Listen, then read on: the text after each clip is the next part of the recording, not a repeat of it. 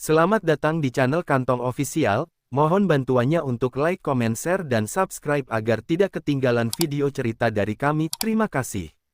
Pagi yang membingungkan di Mar-a-Lago. Donald Trump duduk di kursi emas favoritnya, menatap layar besar di ruang tamunya. Sebuah breaking news dari CNN menayangkan konferensi pers mengejutkan dari Perdana Menteri Israel yang baru terpilih, Yair Ra'anan, tokoh moderat yang menang besar dalam pemilu Israel. Lebih besar dari, Israel tidak akan terlibat dalam serangan militer terhadap Iran, bahkan kami siap menjadi penengah jika Amerika Serikat dan Iran kembali memanas, ujar PM Ra'anan di hadapan para jurnalis dunia.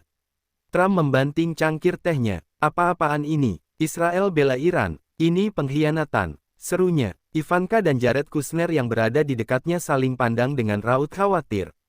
Panggilan diplomatik yang panas. Trump langsung menghubungi Dubes AS untuk Israel. Kau pastikan mereka tak gila. Mereka mau bela Iran yang ingin lenyapkan mereka sendiri. Namun sang duta besar hanya menjawab tenang, Tuan Trump, PM baru ini membawa angin perubahan. Israel ingin jadi kekuatan damai. Mereka trauma dengan konflik tak berujung. Damai, Iran tak paham damai, teriak Trump. Kalau Israel mulai membela musuh Amerika, maka mereka bukan lagi sekutu kami. Gedung Putih bergejolak. Di Washington, Presiden Amerika saat ini, yang merupakan lawan politik Trump, menyambut langkah Israel dengan tenang. Kami mendukung pendekatan diplomatik PM Ra'anan, ucap Presiden dalam pernyataan resminya. Trump meledak di Truth Social. Lebih besar dari, Israel sudah dibajak oleh kaum pengecut. Di masa saya, Netanyahu tahu siapa musuh. Jika Israel bela Iran, maka mereka siap kehilangan dukungan saya. Tagar-tagar Trump vs Israel langsung trending di media sosial dunia. Rencana balas dendam politik. Trump bertemu dengan sejumlah senator Republik garis keras. Kita harus beri pelajaran pada Israel. Kurangi bantuan militer, batalkan aliansi strategis.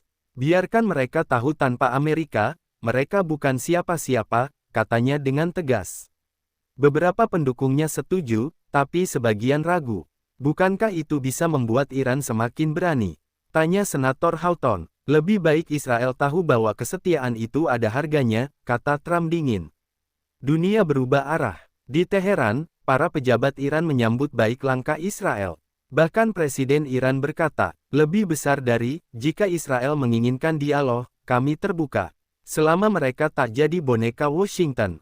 Trump semakin murka. Baginya, ini bukan hanya pengkhianatan, tapi juga ancaman terhadap tatanan dunia yang ia bangun semasa menjabat. Ultimatum terakhir, Trump mengirim surat terbuka ke PM Ra'anan melalui media internasional. Lebih besar dari, Israel dibangun dari darah dan perjuangan. Tapi jika hari ini kalian membela mereka yang bersumpah menghancurkan kalian, maka kalian bukan sahabat Amerika. Dalam masa saya, ini tidak akan terjadi.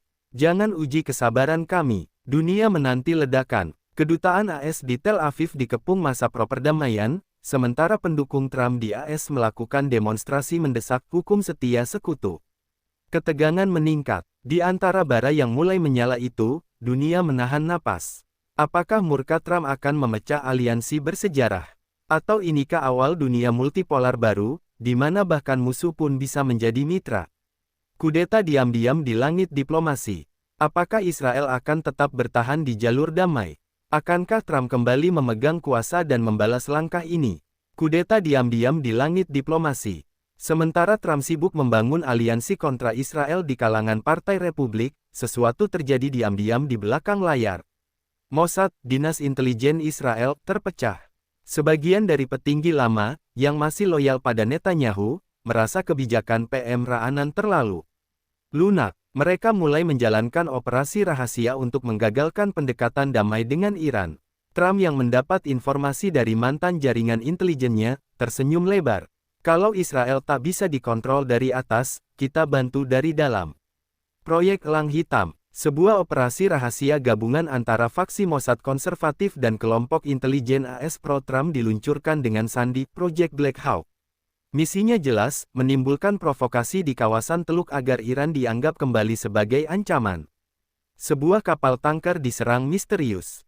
Media menyalahkan milisi bayaran Iran. Dunia mulai gelisah. Pasar minyak bergejolak. PM Ra'anan mulai berada di bawah tekanan. Iran membalas dengan cerdik, namun Iran tidak terpancing. Mereka mengadakan konferensi damai besar di Istanbul, mengundang Israel secara resmi.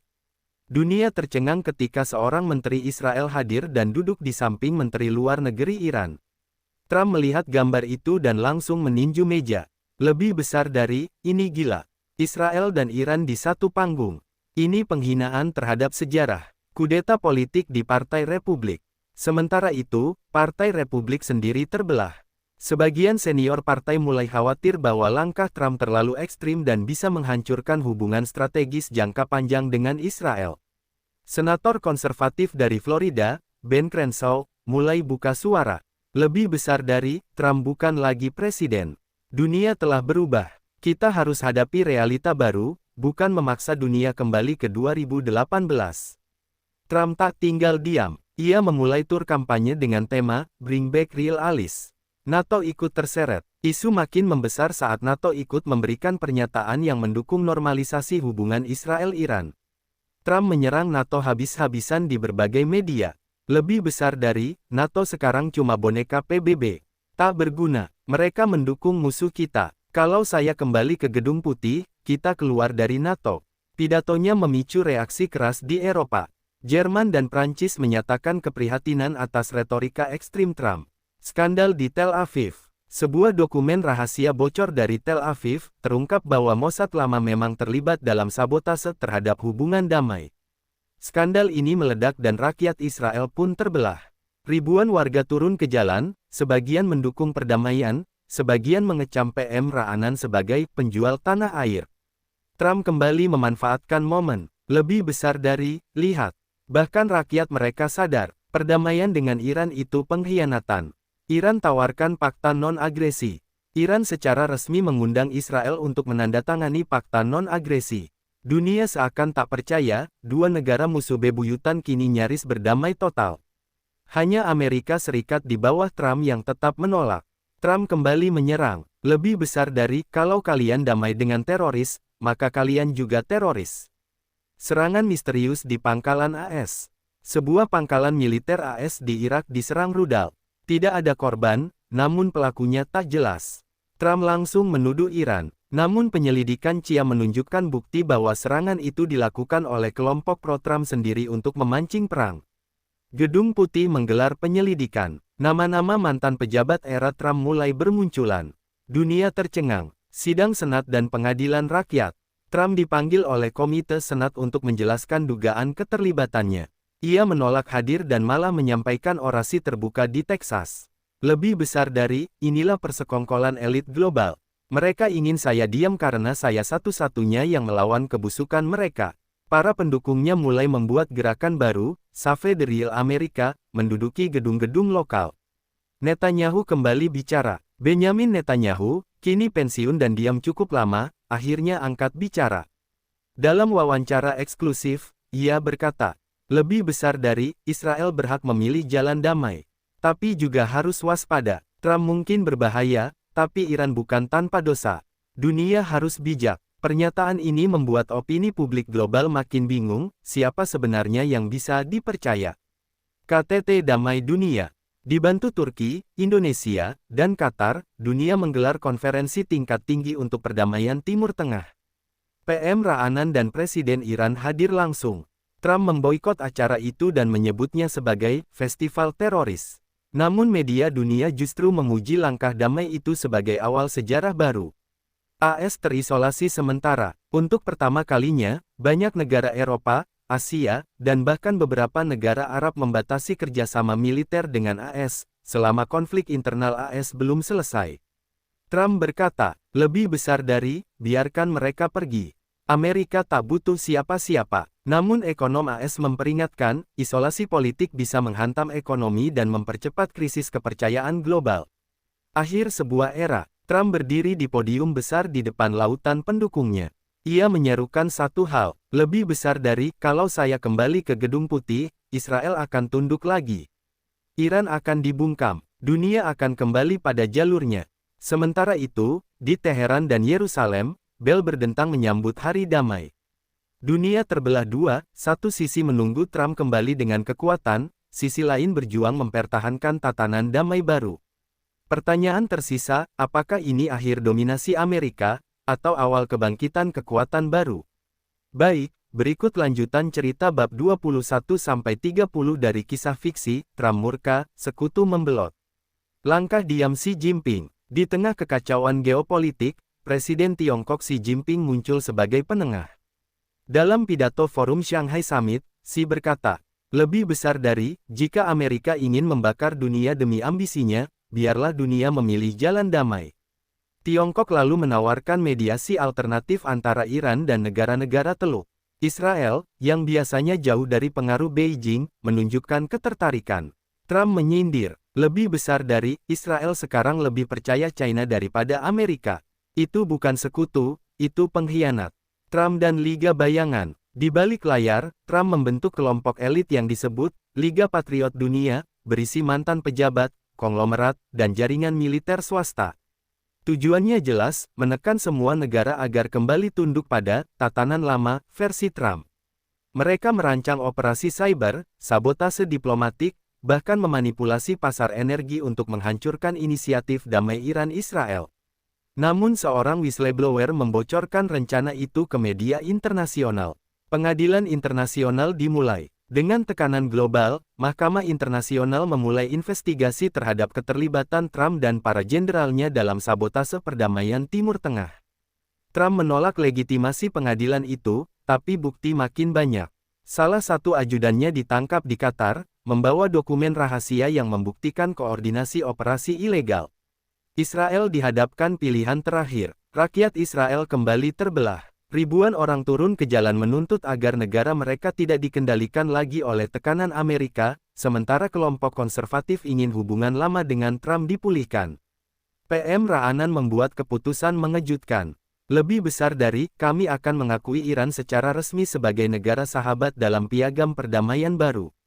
Itu adalah langkah simbolik, tapi juga paling kontroversial dalam sejarah Israel modern. Kematian seorang jenderal. Salah satu jenderal Israel yang mendukung hubungan dengan AS ditemukan tewas di rumahnya. Dunia curiga, namun media menyebutnya bunuh diri. Rakyat mencium ada konspirasi besar. Iran menuding ada operasi rahasia AS, sementara Trump menyindir di medsos. Lebih besar dari, orang yang menjual negaranya memang selalu berakhir tragis. Presiden AS akhirnya bicara. Presiden AS saat ini akhirnya mengambil langkah tegas. Dalam pidato nasional, ia berkata, lebih besar dari, Donald Trump bukan lagi suara Amerika. Ia adalah suara dari masa lalu yang kelam. Departemen Kehakiman membuka penyelidikan federal terhadap Trump dan jaringan Liga Patriot Dunia. Iran-Israel gelar pertandingan sepak bola persahabatan. Dalam simbol perdamaian yang mencengangkan, Iran dan Israel menggelar pertandingan sepak bola persahabatan di Doha. Dunia menonton. Bendera kedua negara berkibar berdampingan. Trump menulis di Truth Social, lebih besar dari, bola bisa menghancurkan lebih dari bom kalau dipakai oleh pengkhianat. Namun postingan itu dibanjiri kritik. Operasi terakhir Liga Patriot. Liga Patriot Dunia melancarkan operasi terkahir, mereka menyabotase satelit komunikasi Timur Tengah, menyebabkan gangguan komunikasi di 7 negara. Namun pasukan internasional cyber berhasil melacak dan membongkar operasi itu. Beberapa petinggi liga ditangkap di Dubai dan Ankara. Trump menyangkal semua, tapi bukti digital mengarah jelas padanya. Konferensi Perdamaian Global di Jakarta. Indonesia, yang netral dan dihormati dunia Islam, menjadi tuan rumah konferensi perdamaian global. Iran dan Israel menandatangani Piagam Jakarta, komitmen saling tidak menyerang dan membuka hubungan diplomatik penuh dalam 5 tahun ke depan. Presiden Indonesia mengatakan, lebih besar dari, jika sejarah bisa berubah dari Jakarta, maka biarlah perdamaian ini dimulai dari timur.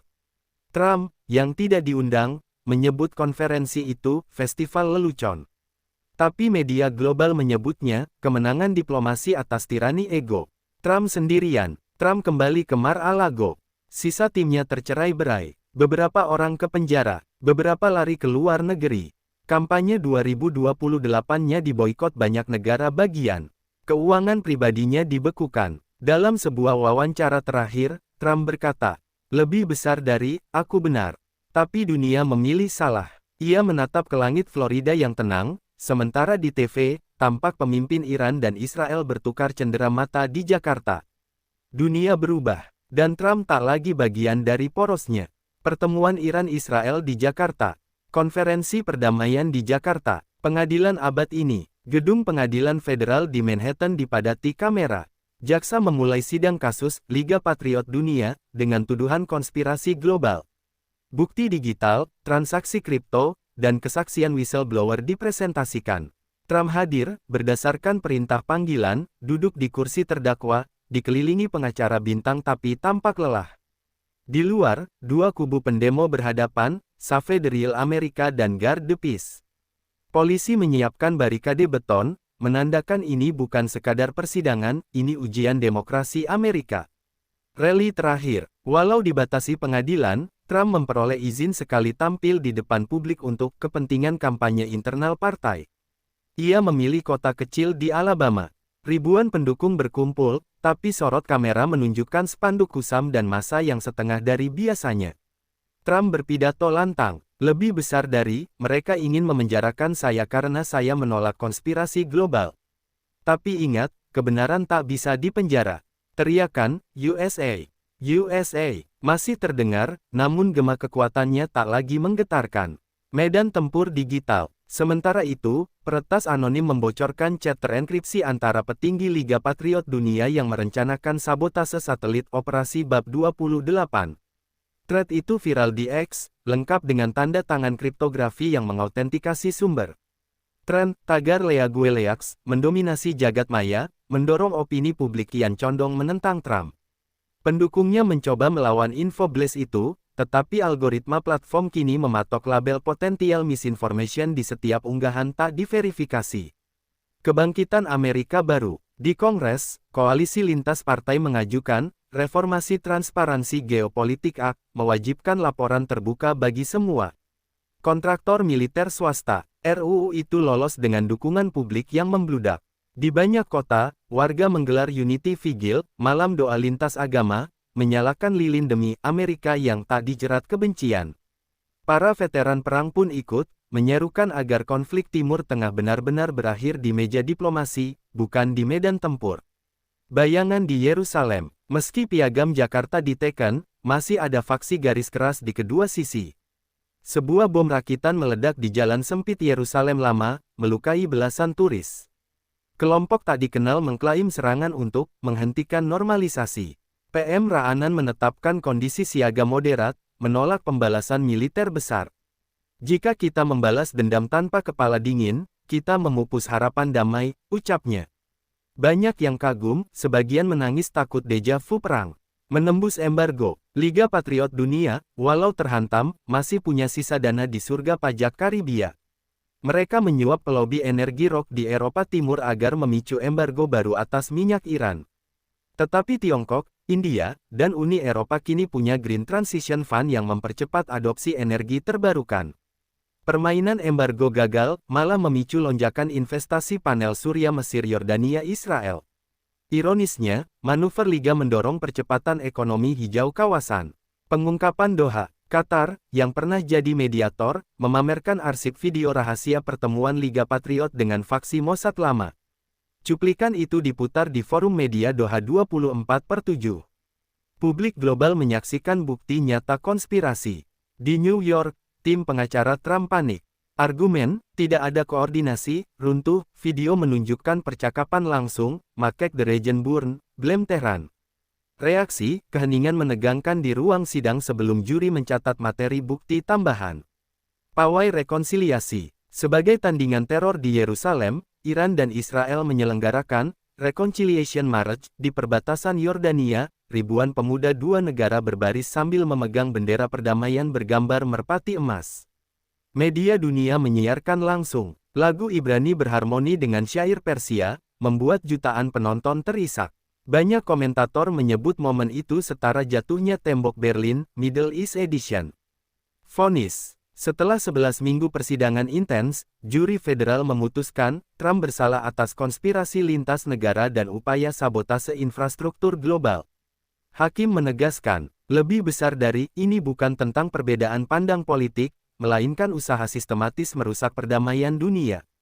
Hukuman, 12 tahun penjara federal dengan opsi banding.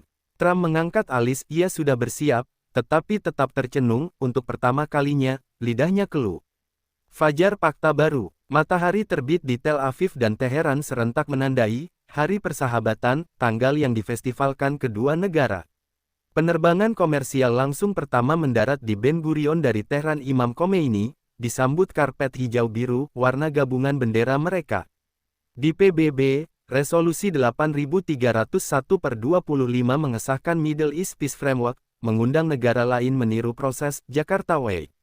Di sel L Block Florida, Trump menatap berita itu di TV penjara.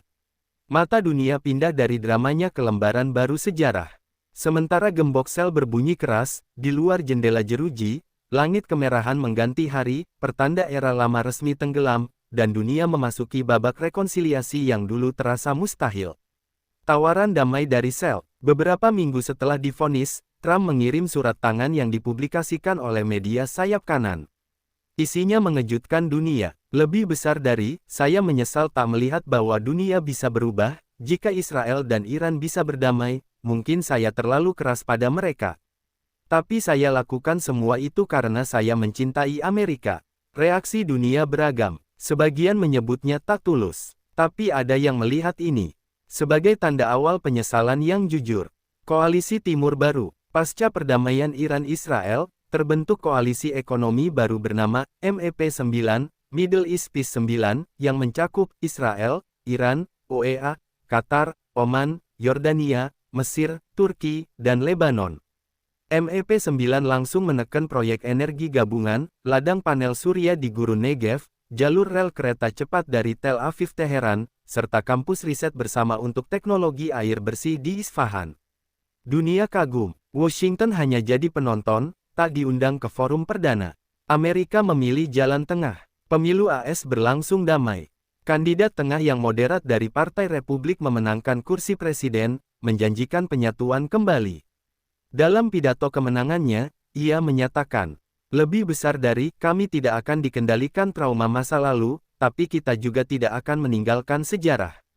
Amerika akan kembali jadi jembatan, bukan benteng. Tak ada nama, Trump, disebut. Tapi semua tahu, ini akhir era ekstremisme. Liga Patriot Dunia dibubarkan. Sisa-sisa Liga Patriot Dunia resmi dibekukan. Aset mereka disita. Para pengikut garis keras diberi dua pilihan, rehabilitasi atau pengasingan politik. Banyak di antara mereka yang akhirnya memilih ikut program reintegrasi demokrasi, dan menyatakan sumpah setia pada konstitusi AS yang baru diperbarui dengan amandemen ke-29, melarang keterlibatan politik tokoh yang terbukti menyabotase tatanan damai dunia. Netanyahu kembali berperan. Benyamin Netanyahu tampil kembali, bukan sebagai politisi, tapi sebagai penasehat global. Ia menerima tawaran menjadi Kepala Dewan Perdamaian Timur Tengah, badan baru bentukan PBB. Dalam pidato pelantikannya, ia menyampaikan, lebih besar dari, saya pernah memimpin di masa perang. Kini, saya ingin membantu dunia belajar mencintai lawannya. Reaksi global, tepuk tangan panjang. Iran menyambut dengan ucapan selamat resmi. Dulu tak terbayangkan, Trump dapat pengunjung tak terduga. Di tengah hari biasa di selnya, Trump dikunjungi oleh seorang pria berjubah putih. Ternyata ia adalah seorang pendeta Palestina yang dulu keluarganya terkena dampak konflik. Ia berkata, lebih besar dari, saya dulu membenci Anda. Tapi kini saya sadar, kebencian hanya akan membesarkan dinding. Trump menunduk. Untuk pertama kalinya, ia tak menjawab. Hanya menghela napas panjang. Hari Perdamaian Global. Majelis Umum PBB menetapkan tanggal 1 Maret sebagai Hari Perdamaian Timur Tengah, disahkan secara aklamasi. Semua negara anggota berdiri dan mengheningkan cipta selama 1 menit. Perdana Menteri Israel dan Presiden Iran berdiri berdampingan, tangan saling menggenggam. Di layar besar luar gedung PBB, muncul tulisan, lebih besar dari, if they can do it, we all can. Film dan buku sejarah. Hollywood dan Netflix berlomba memproduksi serial, Trump vs The Peace, dan March to Jakarta. Di sekolah-sekolah, bab tentang Israel dan Iran diperbarui. Tak lagi hanya konflik, tapi juga pelajaran tentang transformasi dan keberanian berdamai. Salah satu buku sejarah populer ditulis oleh jurnalis Indonesia yang meliput langsung konferensi Jakarta. Ia menyimpulkan, lebih besar dari, kadang sejarah tak berubah oleh perang, tapi oleh pertemuan tatap muka yang jujur. Trump menulis buku. Dari dalam penjara, Trump menulis memoir berjudul, The Fire and the Silence. Tak banyak pembelaan, hanya kisah pribadi, pengakuan kesalahan, dan pemahaman yang datang terlambat. Buku itu laris. Banyak membacanya bukan karena kagum, tapi sebagai pelajaran, bagaimana ego bisa hampir merusak dunia. Dunia tanpa dendam, dunia bergerak maju. Perdamaian Timur Tengah bukan tanpa masalah, tapi telah menjadi fondasi baru. Trump menjalani hukumannya dengan tenang. Tak lagi aktif di media sosial. Tak lagi tampil di layar kaca. Hanya sesekali tertangkap kamera saat membaca koran atau memandangi senja di balik jeruji. Di halaman belakang penjara, ia menulis puisi. Lebih besar dari, dunia tak memilihku. Mungkin karena aku tak pernah memilih damai. Lalu ia menutup bukunya, menatap langit yang sama, yang kini, di luar sana, bersih dari asap perang. Trump di ruang sidang pertemuan PM Israel dan Presiden Iran konferensi perdamaian di Jakarta. Liga Patriot Dunia beraksi pidato Netanyahu sebagai penasehat PBB.